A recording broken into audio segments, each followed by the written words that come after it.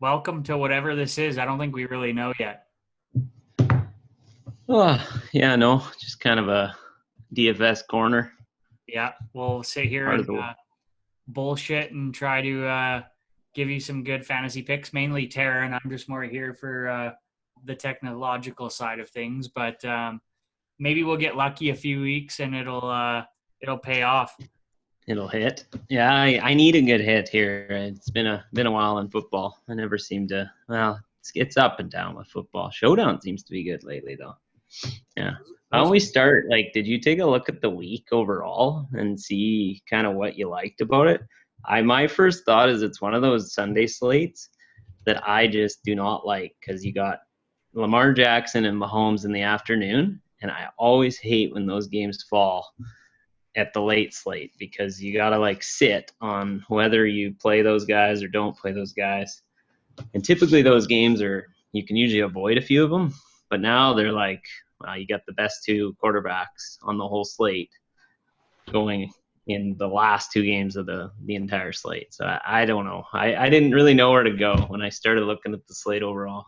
But See, I'm the type of casual football fan where it'll take 3 to 4 weeks for me to fully know who's good, who's bad, and where the advantage will lie with each team. Like the only division I really know is the Houston's division, and that's because I follow them so closely. So like this weekend, I see like Jaguars Titans, and I'm like, okay, that's gonna be a snoozer, but Titans should win. But after Jaguars winning last week, and then Colts Vikings, which I know obviously you're a Vikings fan, so yeah, you hope where that one's going. But they didn't come out that the Colts didn't play as good as I thought they would have.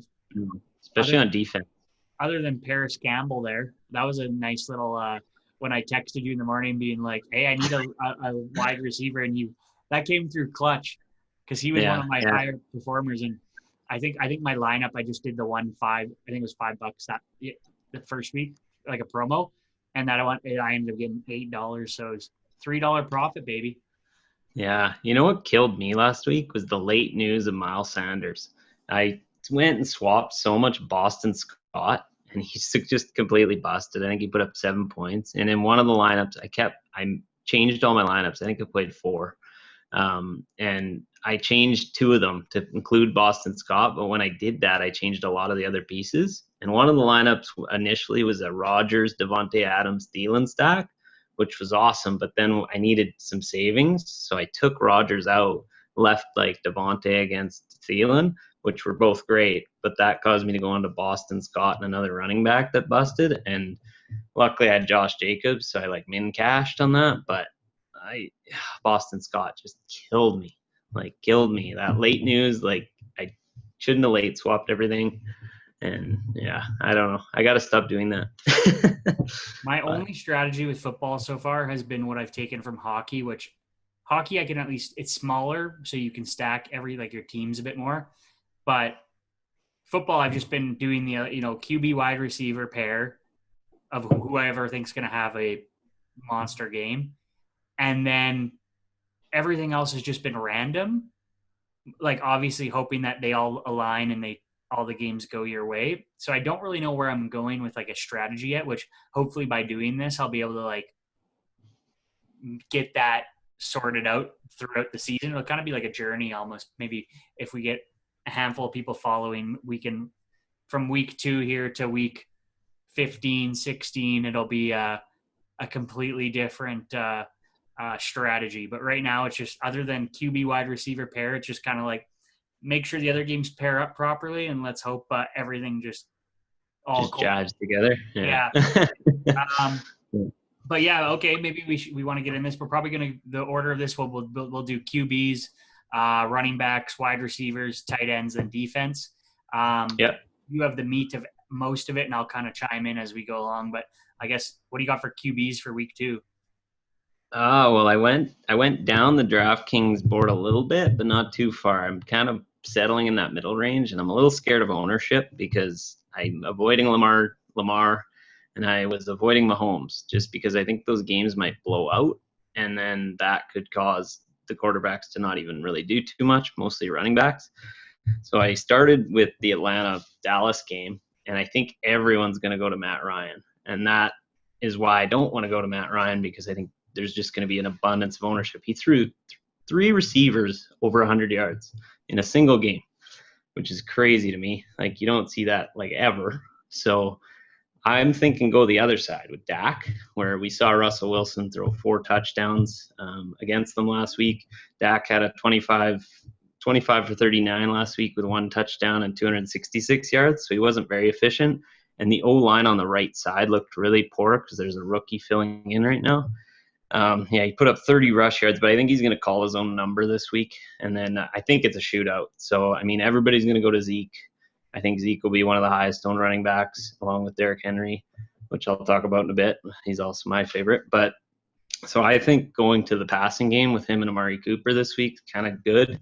And then maybe even running it back with Todd Gurley. Change it up a bit from what everybody's going to own, because I think everybody's going to go Zeke, Matt Ryan, Julio, or Matt Ryan, Julio, Ridley. So I like the other QB in that game and maybe trying that. So I do think it'll be highly owned. He had about 17 DK points last week, but I expect it to just be way higher. Then I dropped to one of my least favorite players from years past, and Tom Brady, and I think this is the Brady spot. I think he comes out and shows that he didn't get traded for no reason. Last week, the Saints dominated them on defense particularly, and then he got mostly garbage time yardage. I think he had 239 yards and 2 touchdowns and really ugly pick 6 early in that game. He still put up 22.5 DK points with him moving 1 yard into the end zone somehow. But he did look old. But you're up against Carolina this week, who played against Vegas and had no defense, and Lattimore's out still, hurt, and so there's nothing to really be afraid of. And the receiving core of Brady has is just awesome. One thing I do like in this game, and I think everybody might jump on Gronk at tight end, and I saw him in your notes. Yeah. I actually like O.J. Howard. Howard had more targets last game and played more than Gronk did. And I think O.J. Howard's just a better, younger version of Gronk. He's huge.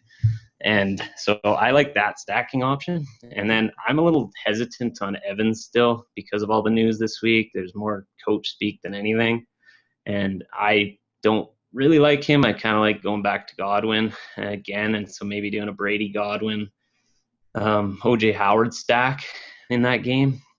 But overall, Brady, I just think he's going to have a coming out party and have that big blow up game to prove his point, why he went there.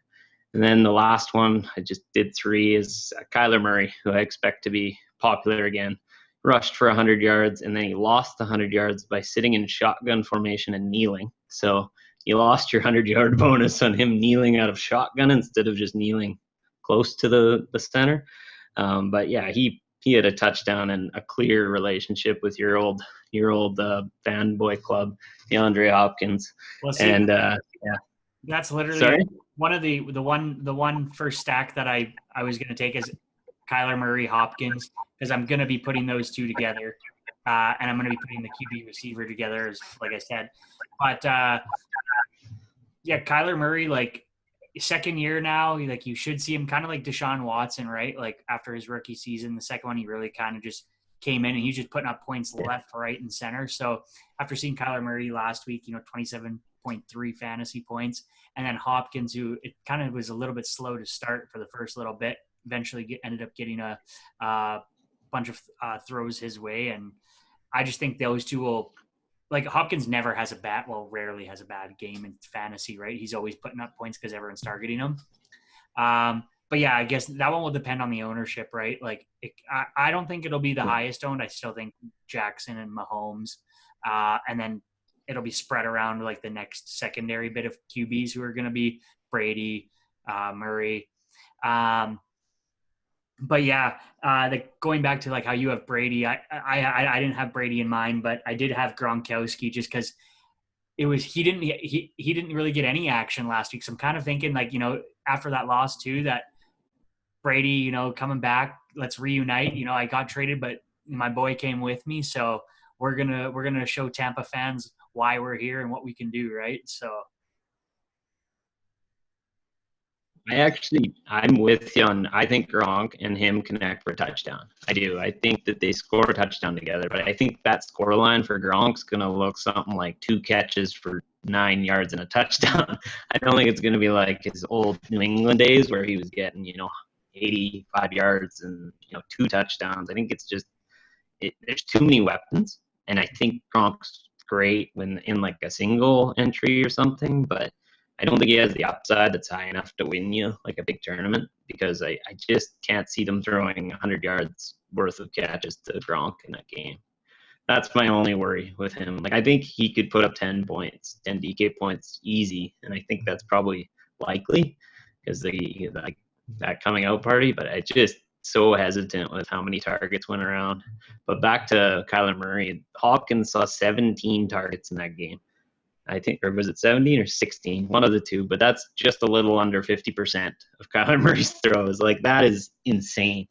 Like you don't take any other option there unless you're really trying to get sneaky, or maybe that regresses a bit, and I think it will because 17's rare for anybody except for we're gonna get to my receivers, and there was 3 of them almost that reached that last week somehow. So yeah, did you have any other Yeah, QBs? it was 16. Yeah. My other 2 stacks, they're a little bit different, or they're not different. I mean, the one is you kind of already touched on, but I had Jackson and Andrews, so another tight end QB combo. Obviously, that'll be highly owned, and they're both going to be probably sought after in most lineups. But, I mean, game after game, they kind of prove why they're so highly owned. Like, they're just shootout. Those 2 are always putting up at least 20 to 30 points consistently. So I don't think you'll miss out by having them if you have other key pieces like surrounding them, if they're your core. I just think it's a safe bet to at least get you your minimum cash out there. And the other one, I'm just going off last week's again because I took them and they both surprisingly did good, or not. One of them surprisingly did good, the other one not so much, but I anticipate this week hopefully is Josh Allen and then Sterling Shepard. They just I kind of went in on the Giants stack last week, and even though they lost, they ended up putting up a lot of points, or Josh Allen did anyways for me. A little bit disappointing with Ingram, who didn't really give me anything. So, and I anticipate hopefully Shepard gets a little bit more targets this week, and with the matchup and stuff, that was more of a gamble. But I like that. I love that play actually. I really like the Josh Allen this week. I just didn't get to him, and I think it was a defense call with Chicago myself, but it was just there's so many good options too, and I don't know. When you first look at the games when the point total was 42, it was hard for me to like favor Allen, especially watching their offensive line last week. Which, I don't know how much of that game you watched, but when Saquon was getting hit, fucking 4 yards on average behind the line of scrimmage, like first contact, it was ugly. But are you worried at all about Washington's defense again playing against Kyler Murray? I like for some reason I have this weird suspicion that we could see Washington's defense get 12 points and lose by 20. Like I could see them getting like Murray takes a lot of sacks, and I think they could be interesting to stack a defense against your quarterback, which would be really contrary. But again, it's one of those. I'm going back and just because of how little knowledge I have, but it would remind me. I wouldn't be surprised if it's kind of like Deshaun Watson again, where it holds on because you're just waiting for Hopkins to get open, and by doing that and waiting and scrambling or panicking, he might take a lot of sacks but still put up 30 points. I mean, that would be interesting. I could definitely see it. Washington, didn't they get a lot of points last week too? Didn't they get 12 or something? I think it was maybe more, unless they got a pick 6. But I forget off the top of my head. So yeah, I could see that. That'd be super interesting. Imagine like placing fairly high up in the cash and you do the QB against your defense. Again, if there's a game to try that out, it probably would. Yeah, will that happen? Yeah, that's kind of the one I see that could have potential on that side because I know even last year, if I remember correctly, Kyler Murray often got sacked because their offensive line last year struggled. He was getting sacked like 4 times on average, but still rushing for 70 yards. So like that's counterbalancing the fact that you might be getting sacked or maybe throwing 1 pick. If you rush that much, you just upped your floor so high that doesn't really hurt you, and both sides are going to do well. But it's really about catching that one pick six. Like last week, they sacked Wentz 8 times, and I think they had a pick, and like they were just walking at Wentz like Kerrigan. It was. I watched the highlights, and yeah, like that offensive line looked pedestrian at best. Shout out to Connor Dean, but the Eagles are not good. Yeah. I don't know. They might have Lane Johnson back this week, which could help because Wentz's record with Lane Johnson at center tends to be better. It's kind of like one of those weird statistics, but. Yeah, you want to move on to running backs? What do you got for running backs? Sure. Well, I'll lead off with the guy that I expect to be the king again, King Henry.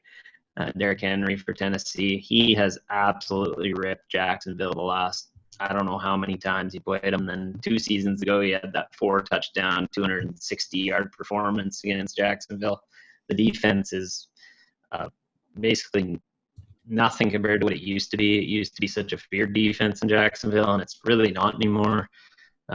He's getting the volume. I think he had 31 carries. I think even in a losing matchup for 116. He didn't get a touchdown, which kind of killed his value because, I mean, when you're going to pay the price for Henry, you want that touchdown, especially on 100 yards. Still put up 19 DraftKings points, but gets in the end zone twice with that because he got stuffed a few times. He gets in the end zone twice. That's basically what you need out of him. Is your real goal is to get about 2.4x the value of their price. So he's, I think, what is his price this week? I think it's around 9,000. So you want to look for about 24 points out of him to really make value. The other side I really like is Aaron Jones actually in Detroit. Detroit's known to have a really good run defense, but didn't look quite that way last week against Chicago, although Chicago wasn't that great. But Aaron Jones he rushed for 16 times for 66 yards, and he had 1 rushing touchdown. And then he had 4 receptions for 6 yards, so also fumbled. So his scoreline didn't look great, but I just think they get ahead in this game, and I think everybody's going to run back to Devontae Adams, and for good reason, and do like a Rodgers-Adams stack, but I see maybe a couple touchdowns come through on the ground. I mean, the worry here is that Williams was playing more than I'd like. I think he only had Aaron Jones only had 54% snap rate, which means Williams was in the game the other 46%. So you usually want more out of your running back if you're going to put him in a lineup, especially below like 60, 70%, because you look at Derrick Henry, he's at 75% on average, and you want him usually above that. So that's the risk, but I do really like Aaron Jones this week. I think it gets you away from everybody going to Adams and Rodgers. Then I moved to, I think, our counterbalance one, which I actually like both of them. And I want to talk to you about a stack too. And this one was Raheem Mostert. He put up 15 for 56 on the ground and then 4 for 95 and a touchdown through the air. And San Fran has no one like on offense. And they might not even have Kittle this week. And it's looking more and more like they won't have Kittle, which kind of sucks in the rush game. But I think that like Mostert, McKinnon might be both in the game at the same time, half of the plays, because who else do they have? They have this Ayuk rookie coming in this week who I actually like at receiver and wrote up. But I don't know what he's like. The rookie hasn't played a game. He was hurt in week 1. They don't have Deebo Samuel. Kendrick Bourne is your best receiver. I mean, I don't know. Like, that's nothing. I mean, so I think Mostert and McKinnon can both see a lot of action in this, especially through the air.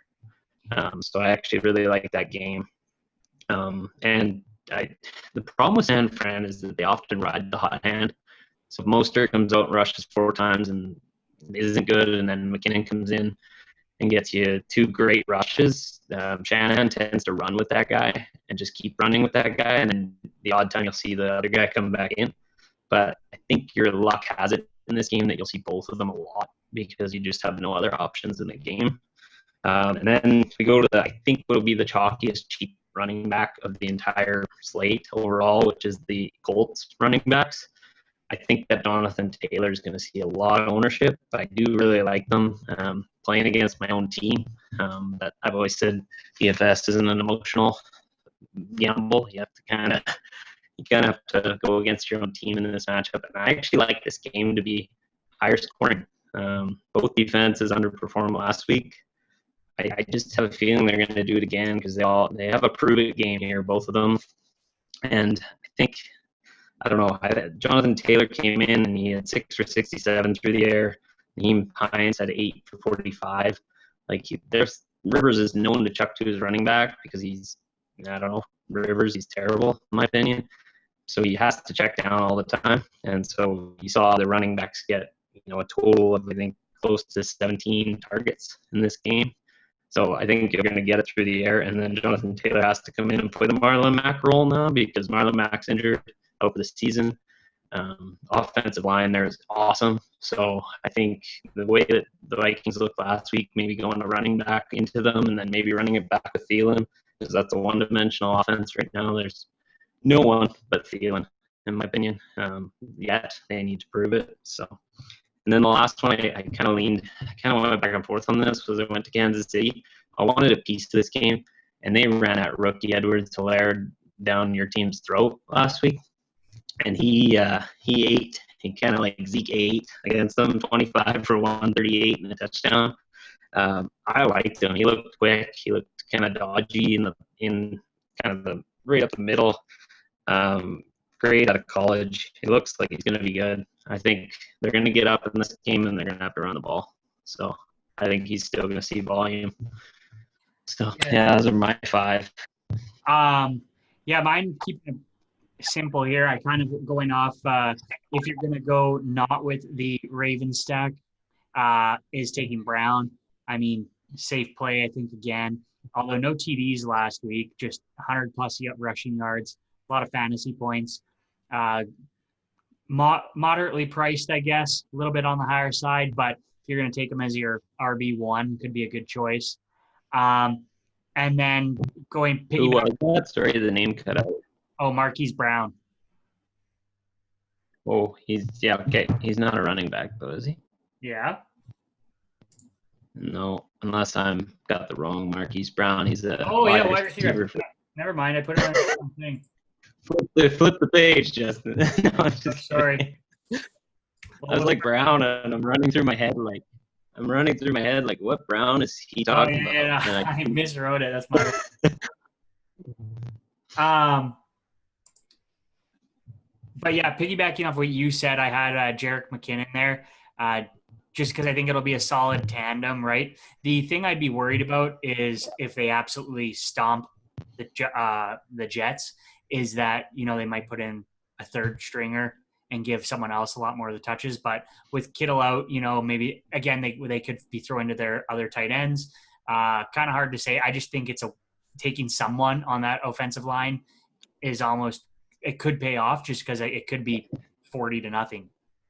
Who knows? The Jets are just so bad. But I mean, that could also bite me in the ass by saying. Yeah. And then the other one I have is of course. Oh, sorry. Go ahead. I was gonna say this was my thought on the walk home here. I was thinking, what about going with a McKinnon Mostert stack? Like do them together with the defense, and then. I could see them both getting 20 points, and they're cheap enough that it frees up a lot of space on a lineup. Yeah, they're both around 4,000, 4,500. Like that's super affordable in DraftKings. FanDuel will be a bit different, but I know the prices are moderately close sometimes. But then the other one I had to take is David Johnson, just because started off so good last week, and I still like with being week 2, you just don't know who Deshaun's going to rely on. That he could be like, of course, Bill O'Brien's going to want to prove that the trade was worth it. So I think they're going to be giving him the ball lots, and also I think Duke Johnson's out or he's questionable. He's hurt. Yeah, I don't know. Yeah. So if you're like right, I know they were doing a bit of a tandem last week where they were both kind of getting touches.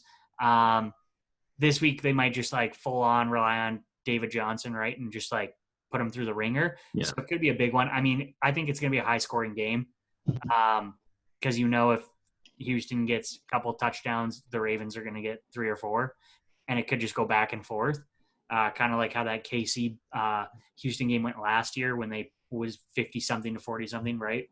Yeah. But yeah, for my running backs, I'm kind I think I'm just going to stick with that stack throughout all the lineups is going to be McKinnon, Johnson, just because it's affordable. And that way I can play around with the other options and play it safe, right? You're going to have such a low home stack. Yeah. But yeah, moving on. What do you got for receivers? I got different color paper for receivers because I did it earlier. So I started with the guy that is obvious, and so I have two Packers here again. Devontae Adams just feels like an every week must play, or at least get some exposure to in one of your couple lineups if you're playing a couple. Like he had 17 targets, and Aaron Rodgers threw, I think, close to 40 times. So again, you're seeing like a 50% share. I do like the other options there too. Lazard's starting to come through, Scantling, just because Rodgers played so well last week. But this probably, it's a division game. It looks good against Detroit. He plays on almost all the snaps, so you're going to have him on the field. He put up 44.6 last week, so people are going to be following that. So he will be, I think, relatively high owned. But he averages 10 receptions a game, probably. Him and Hopkins are two of the few in the NFL that average that every game almost. And he's the clear guy that Rodgers looks at almost, 50% of the time. So I don't see how you can avoid him or at least not get some exposure to him. And then my stack with Dak was Amari Cooper, who saw 14 targets. A lot of that was garbage time targets, but he comes in with a bit of questionable tag too. He had some sort of injury. I can't recall what, but it looks like he's cleared to play. They just rest those guys every week anyway at the later stages of the week. He went for 10 for 81 on the 14 targets, which is pretty inefficient for that many targets. But, 18 DraftKings points. He gets in the end zone and puts up over 100. He's in this game, I just feel like someone's going for 150 somewhere. And if it's all on Zeke, then I missed it. But I'm trying to fade that chalk. Just watch his health was my one note here. Because if he does end up sitting or it's worse and he's on a snap count, then be careful. I actually have Marquise Brown here as well. The receiver, Marquise Brown. Yeah, your famous running back. I think this is a great matchup for him or Andrews. I really like your stack. I was going to add a note on the Andrews thing. I don't have him in my tight end pool, but he ran routes on 80% of the plays he was on the field, which is huge for tight end. You don't see tight ends run that many plays. Usually they're blocking for a good portion. But running a route on 80%, that's a receiver. That's not really a tight end anymore. So he's a great play. I just think Marquise Brown is going to fly by this Houston defense, kind of like you saw basically Mahomes have no issue with this defense or any of the receivers really by the end. I think all of them had relatively high games, Hill, Watkins, and Marquise Brown is the clear best receiver there, speediest guy. So he tends to have the chunk plays. So I like that for kind of a chunk play, and he's not overly expensive. He is kind of high now, but he's not too bad.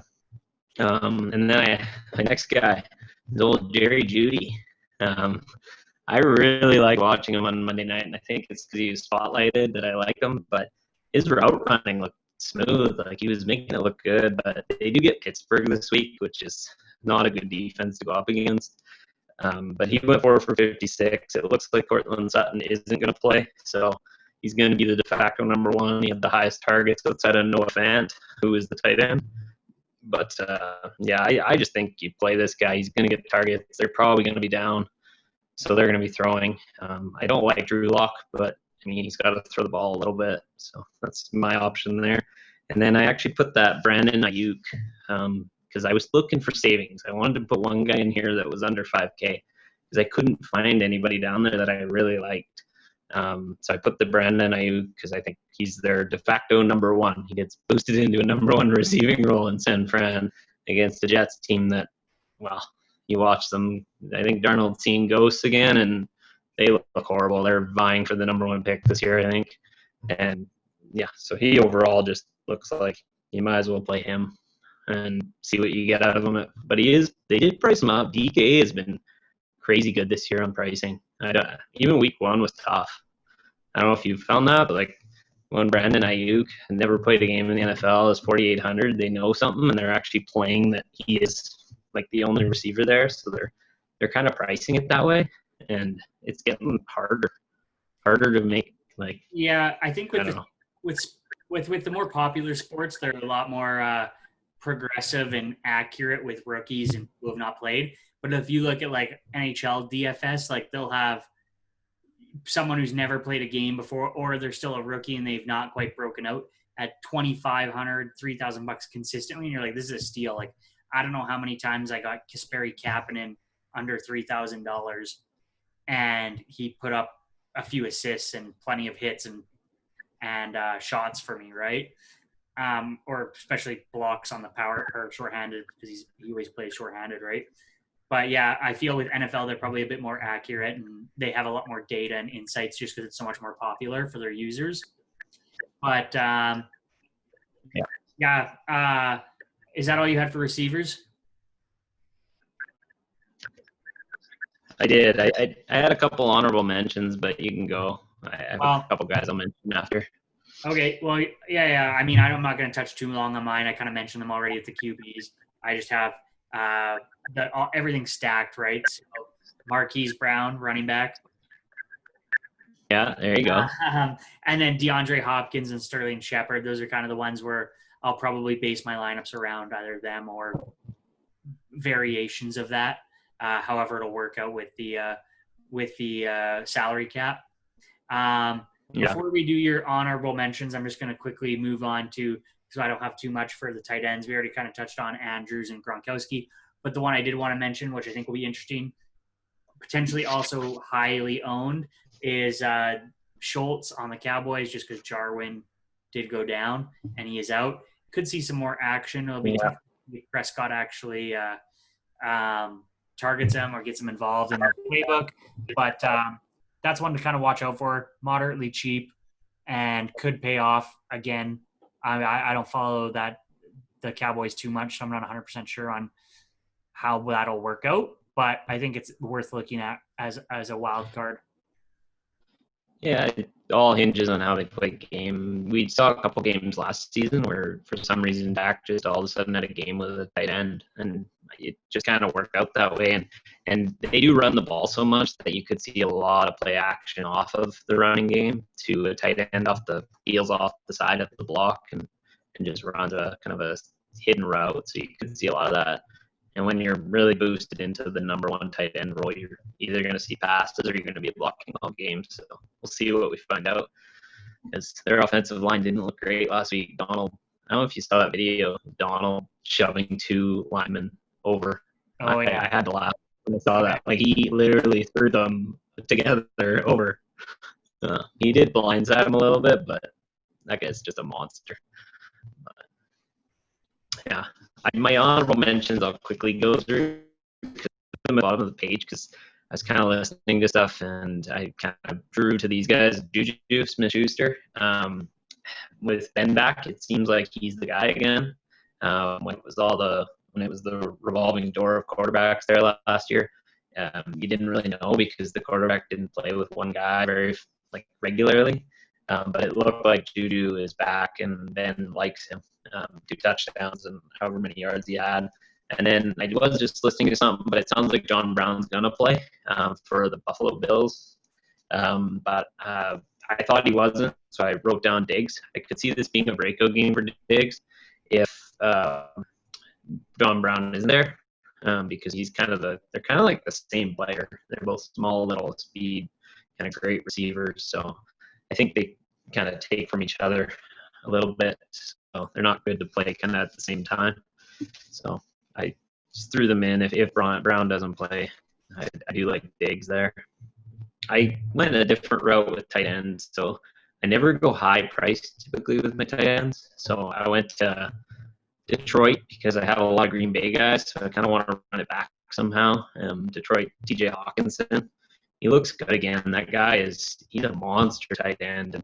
And he went 5 for 56 and a touchdown last week, which is what you wanted of a tight end at 4K. I think he's 40. He might be more than that this week, 4,600 or something. But he only had 5 targets. I think that can only go up if Galladay stays out. If Galladay's back, you've got to watch a little bit because Galladay will suck a lot of the target share, but Stafford's throwing the ball a pile again because that running back scenario is just a mess. You got Adrian Peterson, the ageless wonder, still running the ball for a team, and I don't know how. But he almost put up 100 yards last week, and I just looked at that and I was like, geez, you can go anywhere, I guess, and be good. But yeah, I like Hawkinson to get the volume this week, and he is great in the end zone. His touchdown last week, he boxed a guy out in the end zone and then got a free throw to him because he basically boxed him out of his way. And so he's just a good tight end, especially in the red zone. Jonnu Smith, I could see kind of breaking out this year. To me, he looks like a receiver when he runs a route for Tennessee. They get Jacksonville, who used to just absolutely bleed yards to the tight end position when they had a good defense, and now they have a bad defense. But he only put up 13.6 DraftKings points last week, 4 for 36 and a touchdown. He had 7 targets, though, which is huge for a tight end. If you can get over 5, you're probably happy with your tight end choice because that means the potential and the ceiling was there.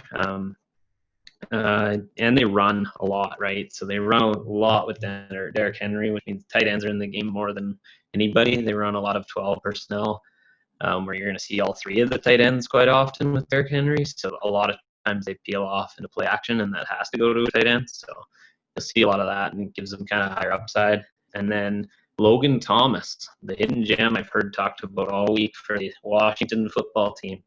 Gets to Arizona this week. I think it's a good run back option with your stacks with Kyler Murray and Hopkins. He got 8 targets. I don't know who this guy is really that well, so I just kind of run with what I see on the field. But 8 targets, 4 for 37 and a touchdown. I do expect him to be a little chalky. He's the cheapest guy, and all the videos I've watched so far have mentioned him, so seems popular around the industry at least. So I guess play him at your own risk, but it seems like a good value to put in that stack, especially with Arizona, because we both liked Arizona. And, yeah, no, that's good insight because I didn't even know who that was. So I'm sure there'll be plenty of people who, hopefully, if anyone sees this, that they get value out of that. A few hidden gems like that. Okay, wrapping it up and moving on to. I think one of the only ones under. Pardon?